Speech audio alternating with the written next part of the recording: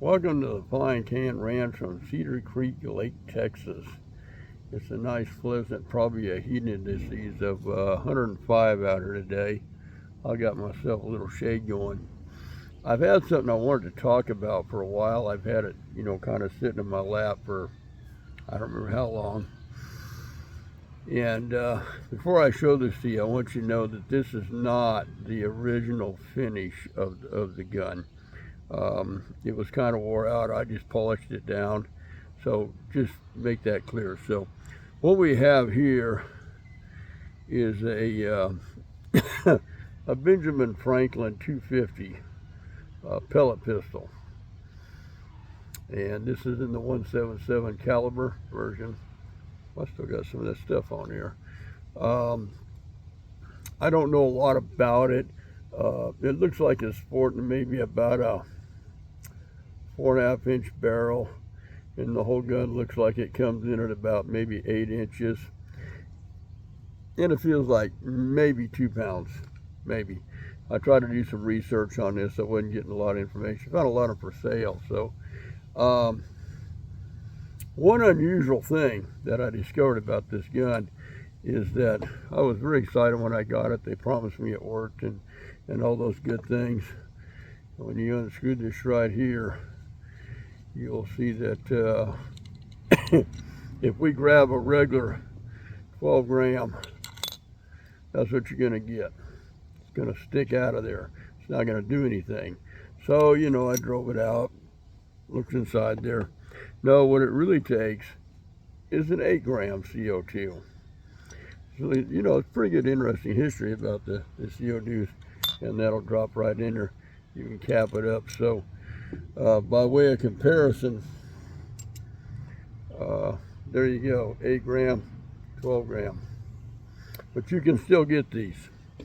So if you're thinking about getting one of these, or, from wherever, they still make them. I got mine off eBay, or I think Walmart sells them. You put them in soda things and all kinds of stuff. So it's a fairly simple design. It has a wooden grip right here. You have a little cross bolt safety right there. Everything on this thing is pretty good metal. Now, one thing I did find out, they made these from like 1952 to 1956. And I read one thing where some guy rebuilt one, or Baker Brothers rebuilt one or something. They claimed that they were getting on the Crony about 394 feet per second. And it is a smooth bore barrel. So, as you know, the CO2 goes in there. Now, I don't think this one is. Some of these come with a double set. Now, this is just a single setting. You just, there's a little notch right here that piece slides into, like so, that holds that in place. And then you swing it out, and then you can pull it back, and that's how you cock it right there. So, again, this is not the original finish. I polished it down and came up with this. I need to re-clean it and keep up on it, and someday I might actually get it re-blued. There is your, I know you can't see that where it says the 250 right there on the back. So it's an old gun, but it does shoot. And now I tried it on some metal cans.